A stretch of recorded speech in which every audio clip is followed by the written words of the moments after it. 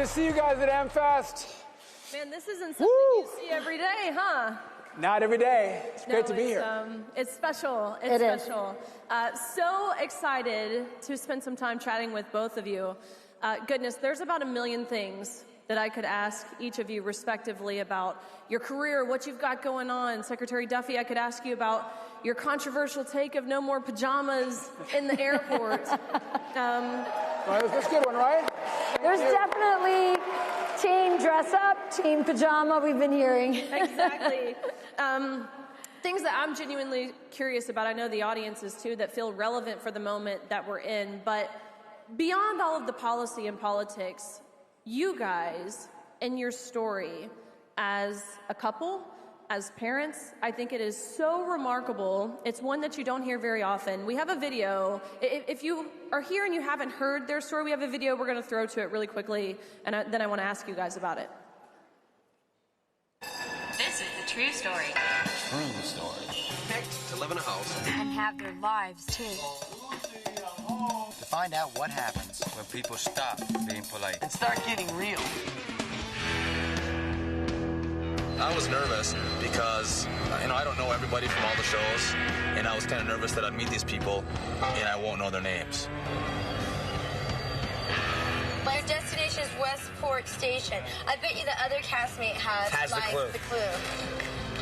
All right. Thank you. Who's that dude? Who is that? I'm Sean. Hi, Sean. How's it going? How you doing? Nice to meet you. Okay. And John, I'm Sean. Sean? Nice to meet you. You guys. Are you our next guy? How you doing? Eric? Yeah. All right. How's it going? I'm Sean. Sean? Are you our fifth person? When they didn't know who in the hell I was because they hadn't watched my show at all. And that is Rachel. You're Rachel. Yeah. I have my own.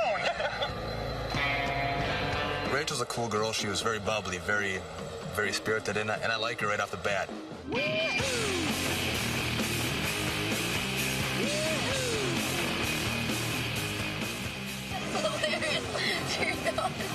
He seems nice. He flirts with me all the time. I don't know what we'd do without her. She's crucial to our success here. Sean flirts with me all the time. Part of me thinks he likes me. I told Cynthia, and she's like, duh. Yeah, we went to sit and listen to you piss and moan, and we're trying to earn a living. We're trying to bring home the bread and butter in here. The bacon.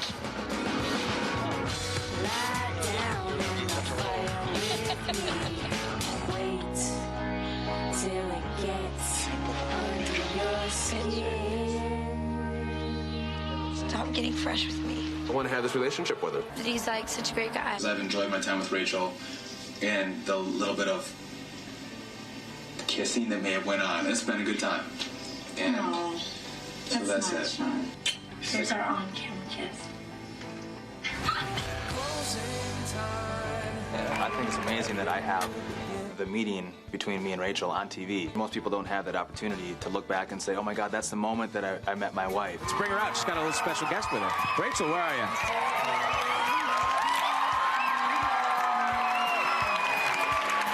Oh my goodness. So this is the baby. This is Evita. And there ain't no way I'm letting you go now, and there ain't no way, and there ain't no how I'll never see that day, 'cause I'm keeping you forever. We're the first reality TV couple, and the first ones to, like, again, in fact, the only ones to have all these kids. 9 kids. No one beats us. In your heart, I can still hear it beat forever. Can I explain that for a second? So MTV used to be a big thing right back in the day, and so we met In the 90s. We met on a reality TV show called The Real World and Road Rules. And by the way, you can tell Rachel hasn't aged one bit at all since back when we met.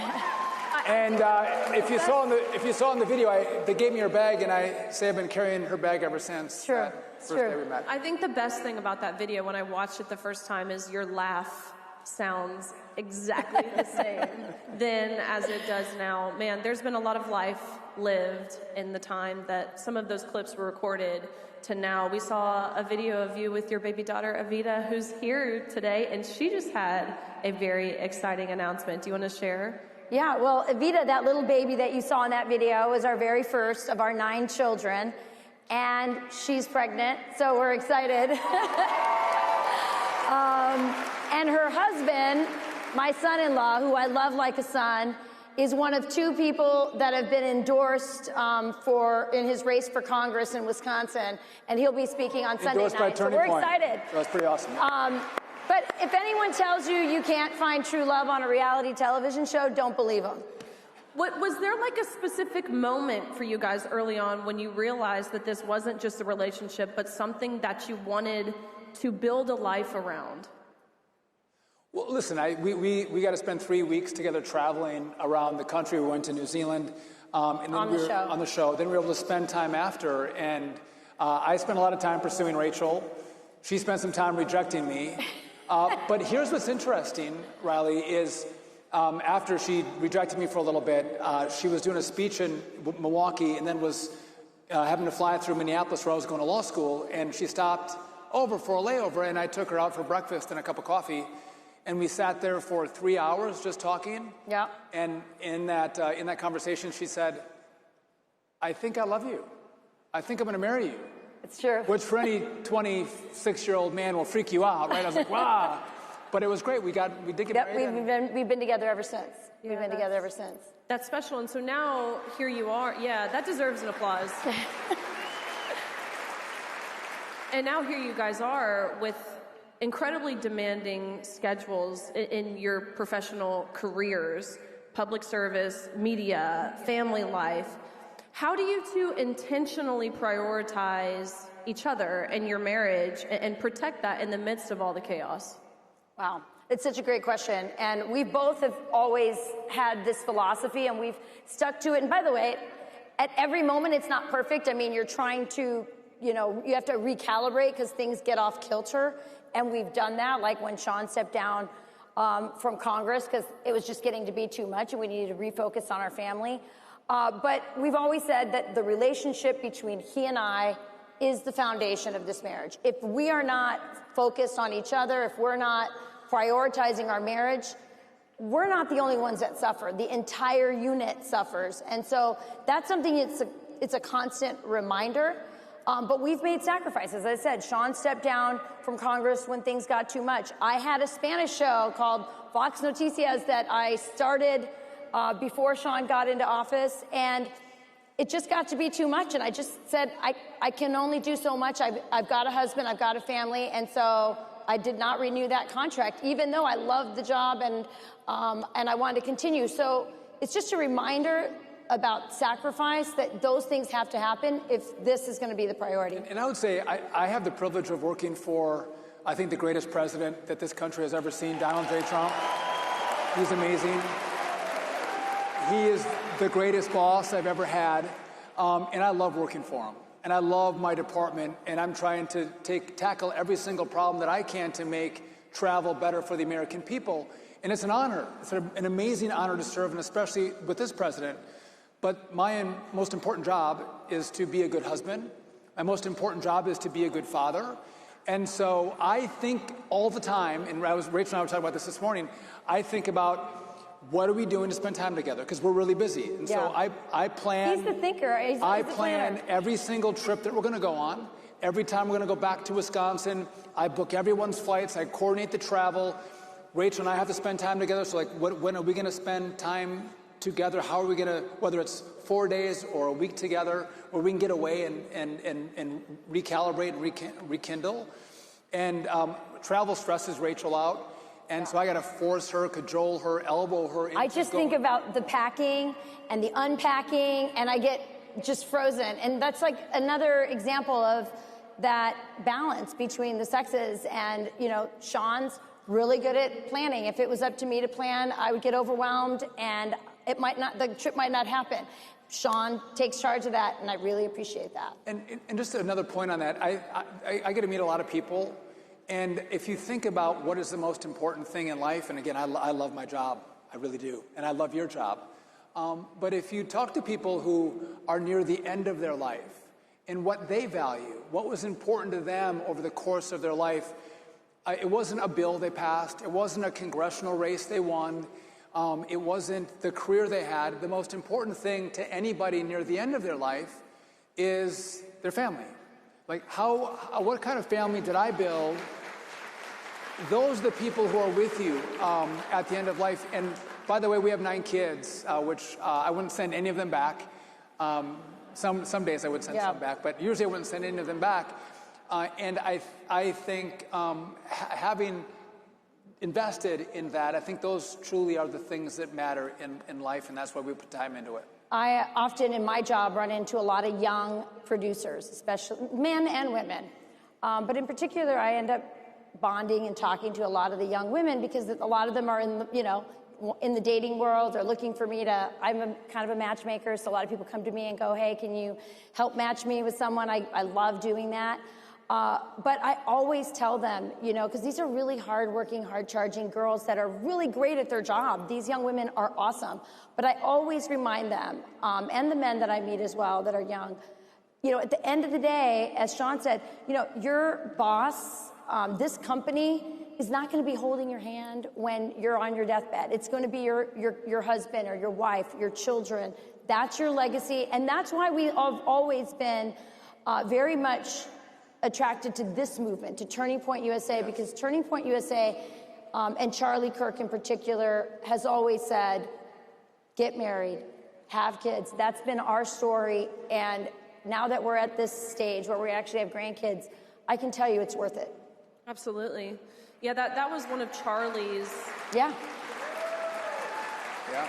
That was one of his, honestly, I'll speak personally, the pieces of advice that he spoke to that I took really to heart, especially following his assassination, was, look, having kids matters far more than any sort of career or personal success you could have in your profession.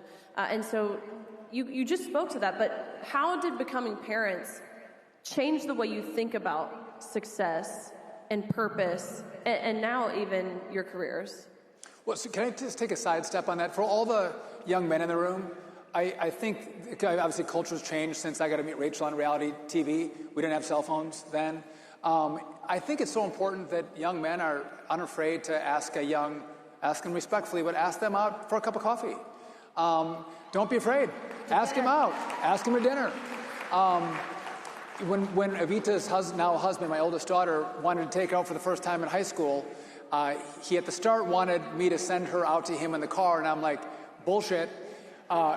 Have him come to the front door. We're going to meet him, look him in the eye. And he did, and he was great. He's like, and by the way, after that, he's like, when my little daughter is going to go on her first date, nobody's going to pick her up in the driveway. He's coming to the front door to meet me.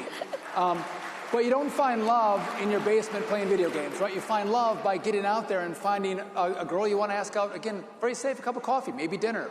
And again, young women, don't be too mean to a guy you don't want to go out with. Let him down nice, right, if you don't want to. Or take a chance and say yes, right? Yeah. Say yes, and who knows, you might like him. Rachel said no at the start. I had to pursue her. And she finally saw the brilliance of dating. That's interesting because there's so...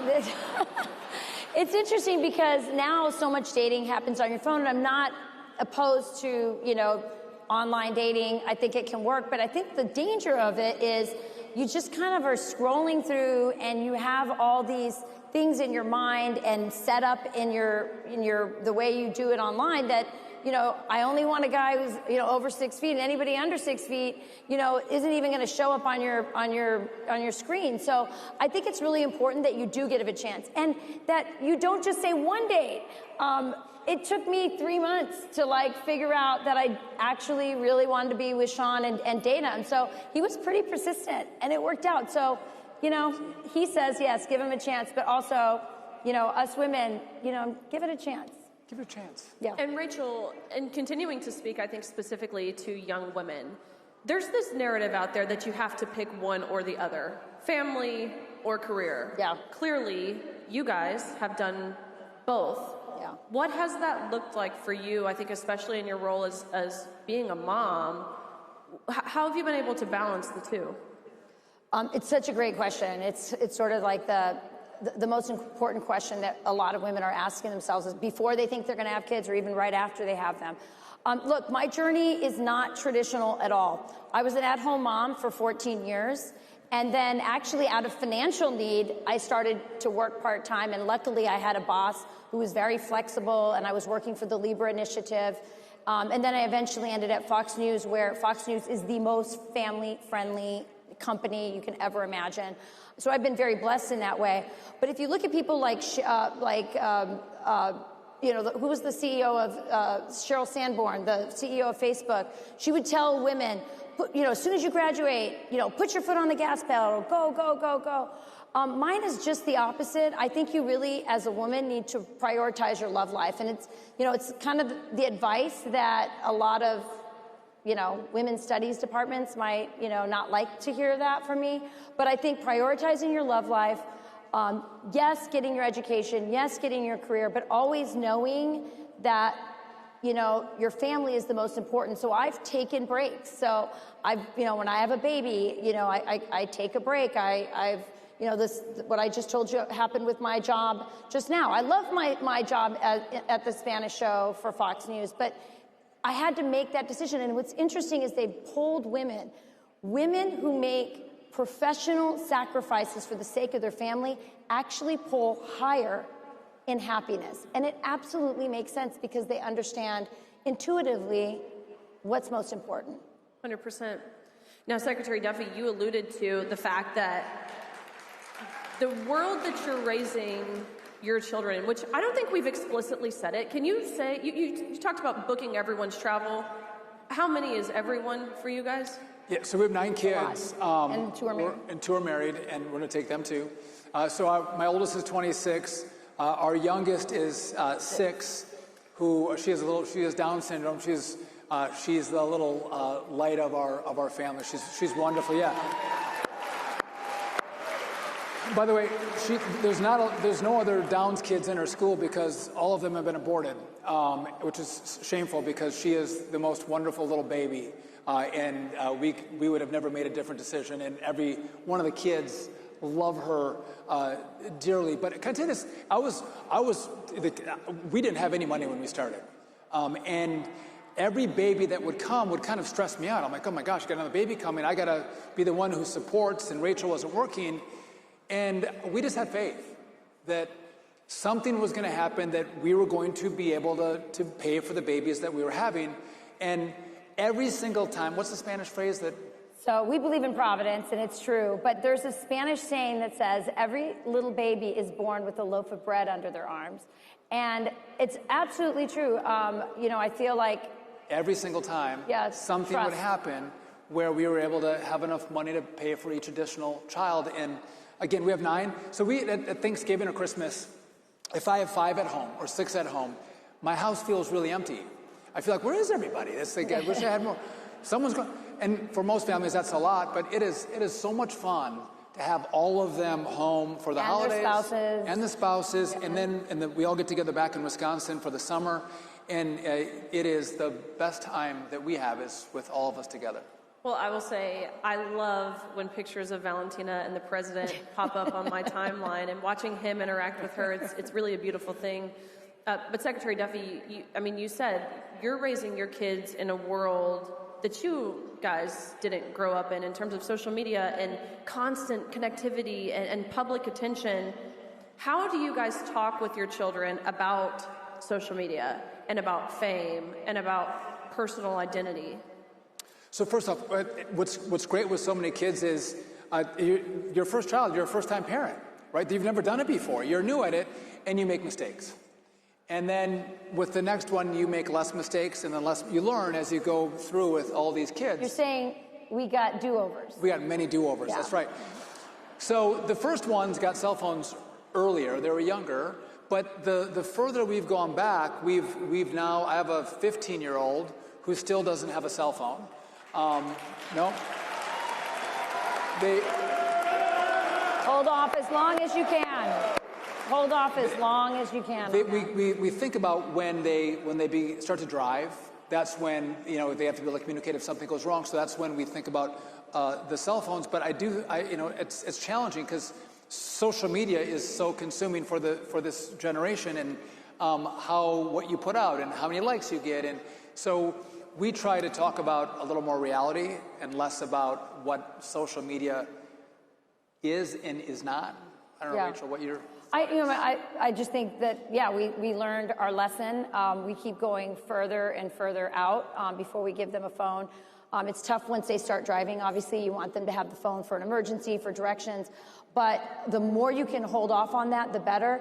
Remember, we had a discussion once on the couch, Will Kane and I, at Fox and Friends, and he was like, well, I'm just worried that my kid is going to miss out, right? If he doesn't have a phone and everybody else.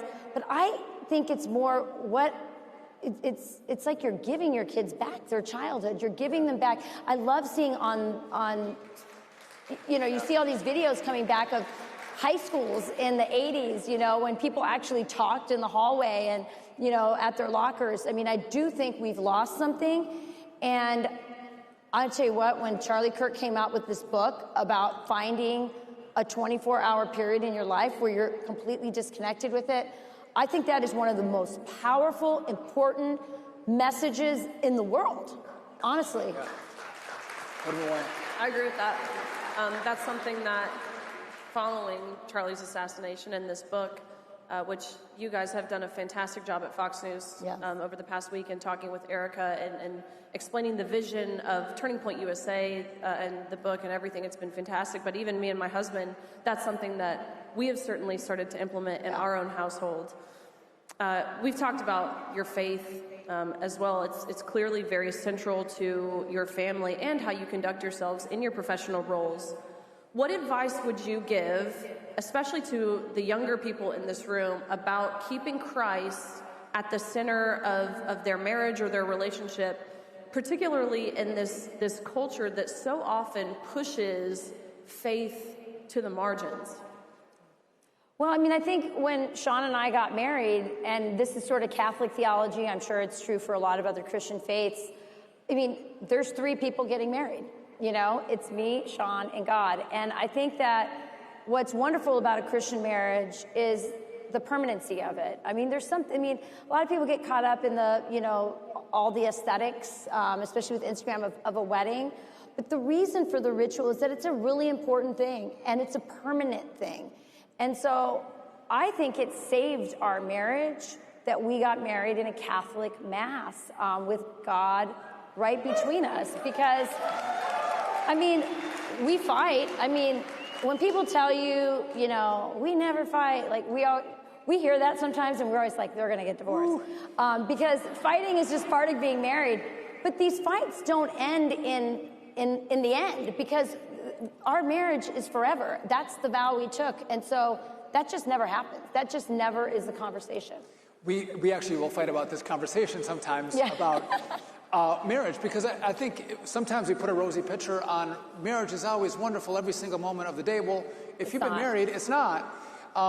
Anything that gives great value takes hard work, right? And we put a lot of hard work into our marriage. I love Rachel, and as you go through hard times and good times, but you work through that. And some people, I think, might give up. They give up too early. They don't put the work in, the effort in, and think that it might be rosier if they just give up and go to someone else. And I don't think that's necessarily the reason he says we have this fight about this is I feel like he's right in that he says we need, it's hard work. You have to fight for your marriage. But I also think that the culture doesn't talk enough about how great marriage is. And so that's the debate we're always having. That's true. What do we tell people about marriage? It's both, and it's great. But I think with regard to faith, I mean, it's for us, again, we got married with God. Pete Hegseth, at the end of your show, I always used to say on Sunday, go to church. We go to church every Sunday. We attend church on all the Holy Day of Obligations. We pray virtually every single night. There might be a few that we miss, but we pray before the kids go to school. We do pray before the kids go to school. But the church, the Bible, church tradition, it just being in a marriage and a family that's Christian is a roadmap. I don't know how, honestly, I don't know how we could get through our marriage if we didn't have that. How many of you have looked at Erica Kirk and said, how does she get through? I mean, if she didn't have her faith, how would she get through it? And so I'm just so grateful that I entered into a marriage in that way, and I'm really grateful to my parents. And I'm really grateful that his parents raised him as a good Catholic, because that has helped our marriage. We were at the Fox News lighting of the tree a few weeks back, and the Cardinal was there, and he's walking through, and I had my little baby, I think at the time she's 8, 9 weeks old, and he's walking through, and we're sitting there, and you say, "Wait, Cardinal, can you bless this baby?" And it was. I'm like, you got to get to work, Cardinal. You got some work to do here. Yes. Did Dana take your baby too? Was Dana walking around with your baby? No, that was that was not her baby. That was a different baby. Okay. She's around here somewhere, all 11 Well, I was weeks like, old, don't take the running baby. around. Yeah. I know, it's really special time. Now, Secretary Duffy, you mentioned working for the best boss. We've seen some recent family-friendly initiatives to implement in airports. Can you speak to what some of these will be? So first off, my number one job is to fix the air traffic control system. That's job number one, to make sure we update a very, very old system. Copper to fiber, analog to digital, 90s to 2026 is what we're doing.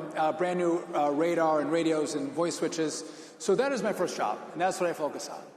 Bringing in more air traffic controllers. I want people to be less delayed, less canceled, and more safe. And you have had more air traffic controllers. We do have more. We've increased air traffic controllers through the academy by 20%. But with that, I also think that when we travel, we should also bring our best selves and our best personalities and best spirits, and bring civility. And so I've asked people to be nice when they travel, and most people are really nice when they travel.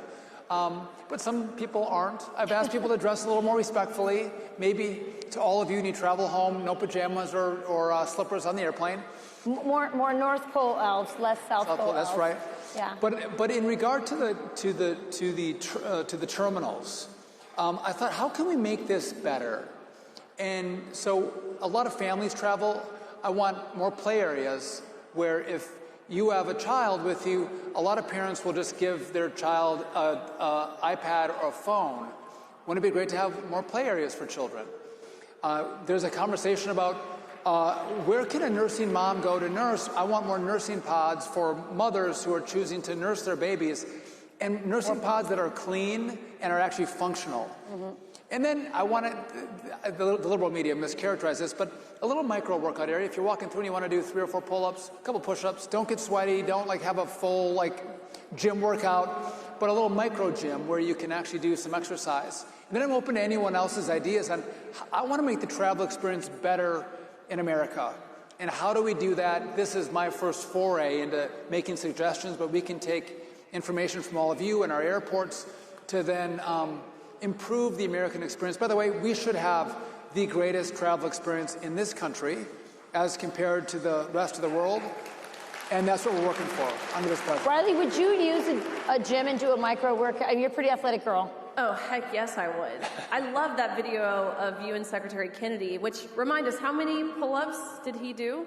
And you, by the way. He did 20, and he's 72. And I did 10. And our daughter did 12. 13. They all I was a low performer. To be fair, he broke his shoulder. What was it, 3 years? I'm 54. I did 10 pull-ups, and I did real pull-ups, by the way. I'd like to see one between these two. Yeah, I know who will win that no, one. I totally would use this. The amount of traveling and you're right, delays and cancellations that you go through in an airport. This seems like a fantastic use of time in a layover or whatever the setting might be. Absolutely. I think that what you see with President Trump is there's no problem that's too big that we won't try to fix. We are going to fix the problems that this country has. We're going to lean into them. And so what happened is each department was passing off the problems to the next secretary or to the next administration, and they never got fixed. And you want your government to work for you and fix the problems and make this country great. And that's what President Trump has directed the whole cabinet to do. Which, by the way, can I make one last point about our cabinet? I've never been on a cabinet, so I have nothing to compare it to, but our cabinet gets along. President Trump, we all defend each other, we all work together, we all try to collaborate together, we try to help each other. And if you're going to have an effective government that's going to change America forever, you need a cabinet with the leadership of a president to make that happen, and that's what you have with this cabinet. And I couldn't be more grateful to serve with all these great men and women and an amazing president. I will say this too. Last weekend, I aired an interview that I did with all the cabinet spouses, something that had never been done before. And by the way, the ratings were through the roof for it. The cabinet spouses are just as great. So, just saying, they were awesome ladies. I love that. Last thing for you guys, take us through a Duffy family Christmas. What are some of the traditions? What's y'all's Christmas day look like? Well, the first thing is we cut down our Christmas tree, right? And Rachel and I we always do it every year. This year, Rachel thought our house was as big as the White House, so she wanted to pick this gargantuan Christmas tree, and I had to be like, no, it's too fat, it's too wide, Anyway, so we get a Christmas tree, we cut it down, we put it up. Real tree, no fake tree. Wisconsin. We decorate it, we light it. It smells fresh, it's wonderful. Mm-hmm. And then, I'll let Rachel go. Well, we also make sure that Advent, we really are very intentional about the seasons of the year. And so in our family, the Advent calendar really, matters to us. So we have a room in our house where we all gather every night to pray. And so our candles are there, and every night we turn down the lights, and the kids light the candles, and we sing and play music. We play O Come, Emmanuel every single night By the way, it's throughout. a great version, the Enya version of... He loves the Enya version, so we play the Enya version. Pull it up a script. But we prepare our home in Advent, the decorating. All of it is very intentional, these traditions, these rituals, because we're preparing our hearts for Jesus' birthday. And so we really try hard, whether it's nativity scenes, we want to make sure our children fully understand exactly why we're having Christmas. It's not snow, and it's not snowmen and reindeer. Yeah. St. Nicholas is a saint. We emphasize that part of it. And we really want to enjoy the reason for the season, which is Jesus. Yeah. And by the way, on Christmas morning, all of our kids have to stay upstairs. They can't go down to the Christmas tree, and so if we're tired... They stay on the stairs, yeah. So it's torturous for them. He makes them sing, before they can come get their presents, they are all on the stairs, and they have to sing Away in a Manger. And we sing horribly, so it's pretty rough. But can I give a front run for everybody? So NORAD usually tracks Santa. Okay, have you been to the website for NORAD? But just so you know, the FAA under DOT controls the civilian airspace in America. So we are working for this year to make sure that there is an FAA DOT website that's not from 1994, but a great website that will track Santa this Christmas Eve. So stay tuned for that announcement. Stay tuned. Santa Tracker coming to DOT. He did not want. Was NORAD run by who? Is that? Well, that's the Pentagon. The Pentagon. Oh boy, Pete might get involved. Tail number. Tell Pete he's fine. Excess fine. I love taking that. Santa back. We're watching it in our household. Thank you guys for everything, for your service, both of you. I know you're headed back today. She'll be on Fox News tomorrow. Everyone, make sure you're tuned in. Just very grateful for each of you and how you lead your family. It's an inspiration for all of us here. So thank you. Thank you, Riley, and congratulations on your beautiful baby. Thank you.